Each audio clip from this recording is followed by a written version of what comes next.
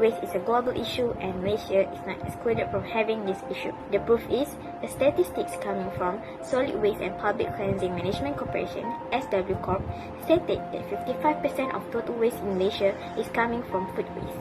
55% of total waste is actually equal to 15,000 tons of food a day. 15,000 tons of food a day is enough to feed 12 million people to eat not even a meal a day, but 3 meals a day. 12 million people is actually not a small number, and actually it is 6 times the population in Kuala Lumpur. If we compare this monetarily, 15,000 tons of food is equal to 360 million ringgit, as in average a person eats total of 30 ringgit, and a total of 12 million people that can be fed make it a total of 360 million ringgit a day. Food wastage is not only morally irresponsible but also causes huge economic losses as well as severe damage to the world around us.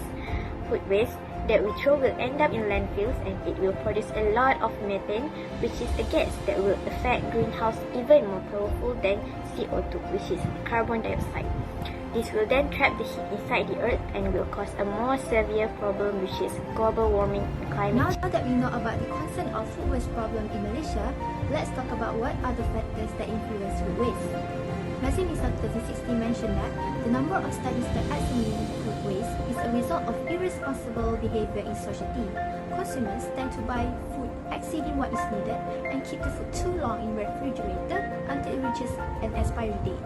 A research conducted by the Electronics Malaysia company found that Malaysians tend to waste food, where 46% of the respondents forget about the leftover food in the refrigerator, 32% prepare too much food, 37% of them is too picky with their food, and 26% of the respondents did not like to eat a leftover food. This is because the consumer lack of proper planning in buying and preparing food at home.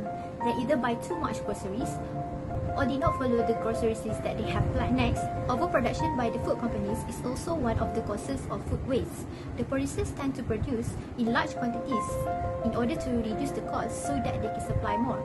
This leads to overproduction when they did not manage to sell them all, and the cheapest solution is to throw all the leftover away. After hearing the effect, evidence and causes from other members, I come up with possible solution that could be done in order to prevent these issues from these 3 wrongs. First, from the consumer part, they should make a proper planning before buying, such as make a list before they go to the market to avoid themselves from buying more than they need. Second, they should also discipline themselves against food waste by saving the leftover food and eat them the next day, instead of just throwing them into the dustbin.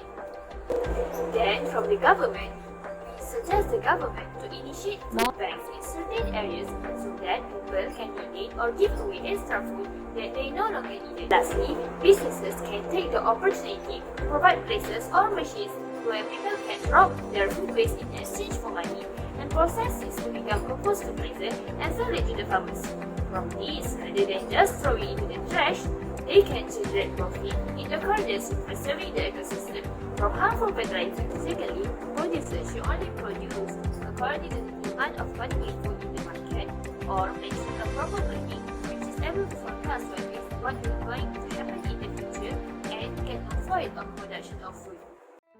As we know, food waste has become an environmental issue for humans. Not only that, while we are wasting our food, there are poor people who are still starving out there. Food waste is really discouraged in Islam, as stated in Surah Al-Isra verse 27, which means that indeed the wasteful one are the brothers of Shaitan, and Shaitan is ungrateful to his Lord. In the other Quranic verse, Allah also mentioned that eat and drink and be not be extravagant, and surely Allah does not love extravagant. It shows that Islam really discouraged and prohibited wastage in every aspect in our life. Wasting food shows a sign of ungratefulness for the rezeki or sustenance that Allah has already given us. Hence, instead of wasting our food, let's try to educate ourselves to not be wasteful. Islam also encouraged us to share our food with the poor and encourage us to follow the sunnah of Prophet Muhammad SAW, which is moderation in eating and avoid excessive food.